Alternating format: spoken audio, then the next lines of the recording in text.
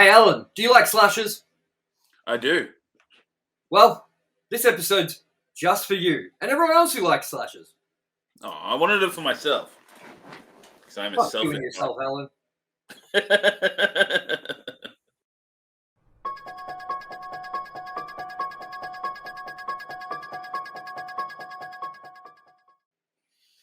Hello everyone and welcome to Ranked and Reviewed. I am your host, TOMYE West, and joining me as always is my co-host, ALANNIS MAXIMUS. Now, if you haven't already, please subscribe, like, and share, because it would help us a lot. Now, we're going to get into today's Ranked and Reviewed episode straight away with Halloween 1978. ALANNIS, what did we think about this movie? It was a trip down memory lane. And the cars were cool because it's old. And I like old cars. That was my biggest thing about the time. Like, I'm like, hey, those cars are cool. That's all you took away from that. Okay. Not all of it. It was my big in terms of how old the movie was, my big takeaway. I had to override the bad acting and Yeah. Well, with that, let's get into it. What did you think?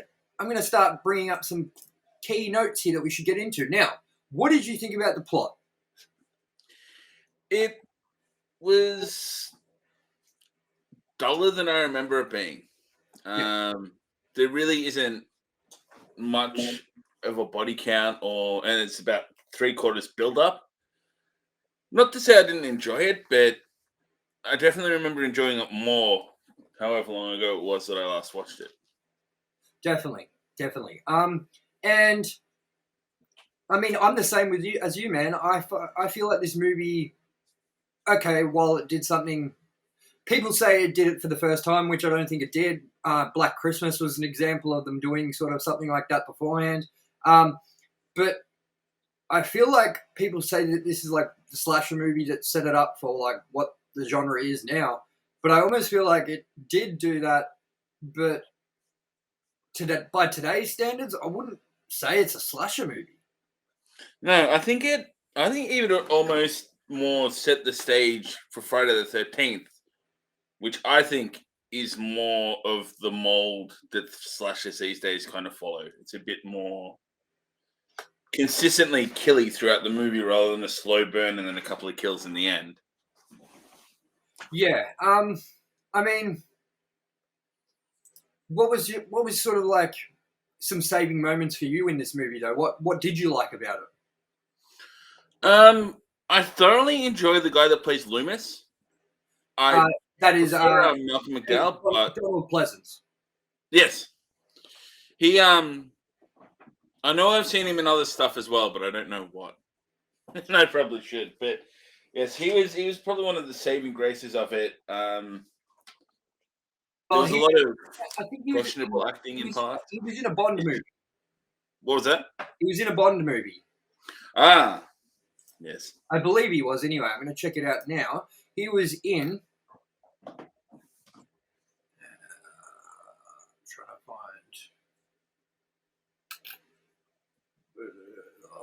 can't even find it, man. I know he was in a Bond movie. I swear he was in a Bond movie. Hold on. So we got... Going down. I know he was in a Bond movie. I heard he was in a Bond movie. It doesn't fucking matter, does it? But I don't know, man. I was looking at his filmography before, and I don't believe I know him from anything except Halloween. So with that, what did you think about Jamie Lee Curtis's role? It's weird because kind of part of me always like forgot she was young at one point. Like I remember it was like middle-aged and then old. It's like, hey, you were young. Yeah, it was interesting. Very young in this movie. She was very young. But I definitely don't think she deserves the title of Scream Queen from this. That's what we were talking about during our normal podcast episode when we were talking about Halloween. I don't think she deserves it either. She may have been sort of like the first in that genre, but I do believe that it's been done a lot better since. And I think that her performance in this movie is very, as I said, it's very sort of stale and boring. She doesn't have a lot of like. People say she's great in it, and like I'm sure for the time that it came out, she was. But when you watch it now, like I could act like that. Yeah, there's not much depth there. Yeah, like I feel like her friends definitely stole the show with how they act. Definitely. And with that, let's get on to our thoughts of some of the other things, including the main draw of this movie, Michael Myers. How did you think Michael Myers was in this movie? It was interesting watching him drive a car and stuff because I didn't remember that he did that. Like, I didn't think he was it's just like driving along and stalking people in his car. It's like it doesn't make a lot of sense, does it? No, it's weird. It's like, dude, how has no one noticed a dude in a William Shatner mask is driving a car around? I think you're getting the main point, man. He went to this asylum when he was like 7 years old. How did he learn to drive? Wouldn't you just be all over the place? Like, you saw him. He was driving like he had been driving for years. Yeah. Very interesting. Very interesting. Creepy bad guy powers. What did you think of? Well, everyone kind of would guess that this is his origin, where you get to see it all sort of begin. How did you think the starting of this movie was? Because I thought the starting of this movie was what the rest of the movie kind of should have had throughout a lot more of it. But then again, a lot of people say that that's why they like this movie, is because it held back from being gory horror like all the time. It was more of a suspense thing, I guess, because the whole time he's basically watching. So how did you think they handled being the first time ever, that first scene, and did you like it, and would you like to see more of that sort of tone throughout the movie? I definitely would have. I think that first scene and where he kills, what's her name, Myers, his sister, I'm guessing. I think that was possibly one of the best scenes, especially like I think, as you said, the rest of the movie should have followed that suit. I think it dropped off a little bit after that. Definitely. And what did you think of Donald Pleasance? The Loomis? Yes. Yes, he did a good job. I think he was one of the better actors in the movie. He was still a little hammy, but he was a little less hammy. And I think had a little bit more depth in his character. He wasn't just guy badly acting. No, of course, definitely. I totally agree. I don't think that Michael Myers' mask and costume looks as cool as later incarnations of that costume. I feel like the mask especially feels a little... I know people like the original mask a lot, but I feel like it feels a lot more rubbery and sort of weird looking. I don't know. I'm pretty sure that it is just... I don't know if they actually used the one in the mask, but I know it at least came from a latex mask of William Shatner turned inside out.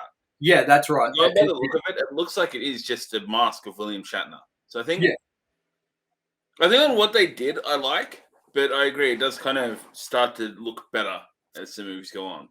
Definitely. Especially that CG one. And what did you... What one cool scene? I think it was towards the end when Laurie was kind of backing towards the door and Michael Myers just kind of emerges from the shadows. That I really liked. That was, I think, one of the best. That's a cool shot. I like that too. Yeah. What did you think about how they kind of revealed his face for that split second? I completely forgot about that, and I kind of went, "What? Did I just see his face?" I did, and I don't know. It kind of seemed pointless. Like, it's not like Jason Voorhees is like this disfigured weirdo or anything. It's just like, hey, a guy. Yeah, I would have liked it with not being revealed at all. Like, I like that a lot more. That we don't know what he looks like. I mean, it's not. We'll get to it later, but I mean, it's not revealed as much as the face in Rob Zombie's Halloween 2. Whew. You see fully homeless hobo Michael Myers walking around town.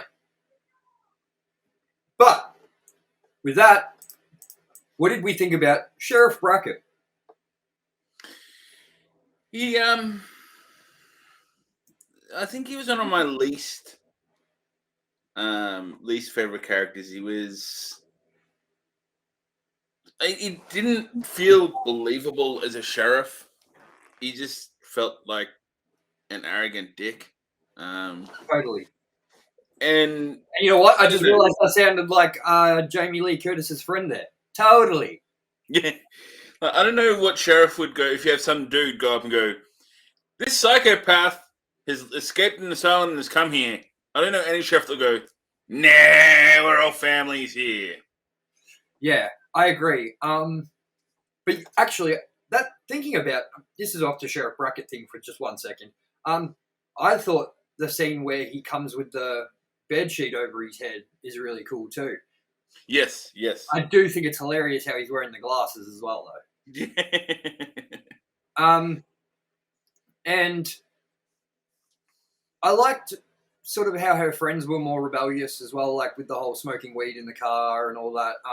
It was kind of weird to see Jamie Lee Curtis's character be like, Laurie Strode obviously be like, okay, I'm going to have a puff of a joint, because her character in the movie, like, I get that, like, she obviously likes to have fun too, but she doesn't show that side of her at all. Like, even when they're having fun with each other, like smoking a joint, she's still like getting defensive when they pick on her and things like that. Like, wouldn't you think that she'd be a little bit more laid back, a little bit more fun, if that's sort of like what she was doing, is smoking a bit of weed too? What do you think about that? I agree. It's for a little bit. I'm like, wait, is that they're having a cigarette? For that exact same thing, it's like she was still really uptight, and I'm like, I don't know. You're awfully uptight for someone that is puffing on a J. Chill out. Exactly. And what about the filming technique used in this movie? Because we got to remember that this movie was made for peanuts. It was made not in Halloween. They actually had to collect autumn leaves and then reuse the same autumn leaves for every shot. So they had to sweep them back up and put them back into a bag and then sort of use them on every scene. So how do we think they managed to handle the sort of the guerrilla style filming techniques and the budget extremes? I have some respect for that autumn leaf collection and redistribution. I didn't know that. That's pretty great. It's really I think cool. there was some really cool shots, but there was also a lot of it was just unremarkable. Not bad, but unremarkable. And we got to also remember that this was filmed in Los Angeles, and they're not trying to film it in Los Angeles. That's not where that's set. It's meant to be in like sort of middle America. So you got to remember that they turned a whole street in Los Angeles into the town of Haddonfield, basically that street, and they managed to find. If you look close enough, you can see palm trees in shots, and they're in the distance and stuff, so you wouldn't really notice. But there are shots like that. I do think that there was a lot of filming done with too little dialogue and a lot of like space for that like scene to be cut a little bit. Like, there's a lot of walking and long shots that I feel kind of make the movie feel a little bit more boring. And if they had cut the shots up just a little bit more, it might have been a little bit better, in my opinion. Not that this is a bad movie. I'm not saying this is a bad movie. I'm just saying it's, personally, I'm not thinking this is a great Halloween movie when I think back on what I like from Halloween. But again, I come from a different generation. I'm a lot different to people that saw this in the cinemas or grew up with this as their Halloween movie. That's kind of the thing that people have to understand when we are reviewing these. We're reviewing them from how we feel they are today, not when they came out. And I see how this is a groundbreaking thing for when they came out. I see how it's still loved and held up highly, but I do feel that it hasn't aged the best.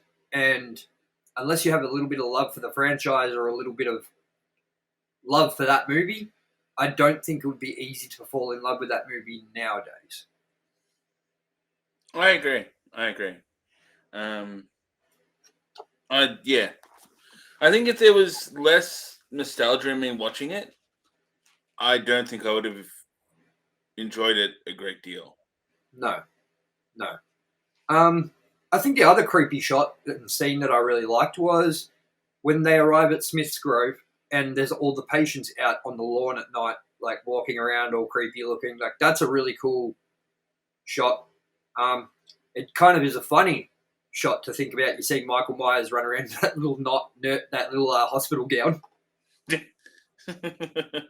Funny as. And was there anything else in it that you wanted to sort of talk about before we start thinking about wrapping up our thoughts on Halloween? Not really. I think some of the kills were a bit lackluster and completely void of blood. I'm not saying they had to be gory, but I mean, looking at other things, not many years after that, like I guess just for the point of reference, the first Friday the 13th movie, it's a lot bloodier. It's a bit more gruesome, and I think for the lack of kills, I was surprised and forgot that it didn't really have that much blood apart from the first kill. Yeah. Which was interesting as well, because I feel that this was around the time they were really going to start pushing that kind of thing. Yeah. Quickly as well, I really like that shot too, where he stabs the guy and then sits there and turns his head from side to side. Yeah. That's a really cool shot too. It's just a shame that we get pretty much to the last 10 minutes of the movie, which is where all the sort of horror aspect kind of really gets into it, and you sort of get to see what it's all about. You know what I mean? Definitely could have been a little bit more, I don't know, action orientated, compelling. So, closing thoughts on this, Alan, is first of all, out of a 5, where would you rank? What would you give this movie now? I'll probably give it a 3. It's not bad. It's done some good things. It paved the way for a lot of things, but I don't think it's fantastic. I'll give it a 2. Yeah. And look, out of 5, it's not horrible. It's pretty meh to me. That's all. Yeah. And now we're going to rank all the Halloween movies. We're doing them once a week coming up. So next week we're going to be doing Halloween 2, and we're going to be updating our ranking every episode. And by the end, we will have from best to worst, including Halloween Ends, which is coming out October 13th for us. So currently, obviously, because we've only done one movie, the ranking sits like this. I would also put it above Morbius. Yes, I'd put it above Morbius too. I could probably put the worst Halloween movie up above Morbius, to be honest, man. Yes. So, if any of you are wondering, yes, Ranked and Reviewed has changed. Is it shorter? Yes. But is it a little bit more sleeker and planned? Yes. We just think that we needed to change up our content, and it's adapt or die. And the problem with long-form content is without a sufficient fan base, it doesn't really get watched as much as something that's short. So we're going to try and keep Ranked and Reviewed to around the 20-minute mark until we have a marquee review we're doing, such as Halloween Ends, where we will dive into more about the movie. So, Alan, anything else you want to say before we wrap up? No. Well, there you have it, everybody. That was Ranked and Reviewed Halloween 1978. Join us next week for Halloween 2. And sometime this week, we're going to be putting up our review of the first Predator movie leading up to Prey's release on August 5th. I'm your host, as always, TOMYE West. Joining me, as always, is my co-host, ALANNIS Maximus. Please subscribe, like, and share. It would help us a lot. And maybe leave us a comment and tell us your favourite Halloween movie down the bottom. So, Alanis, when does this episode end? Now.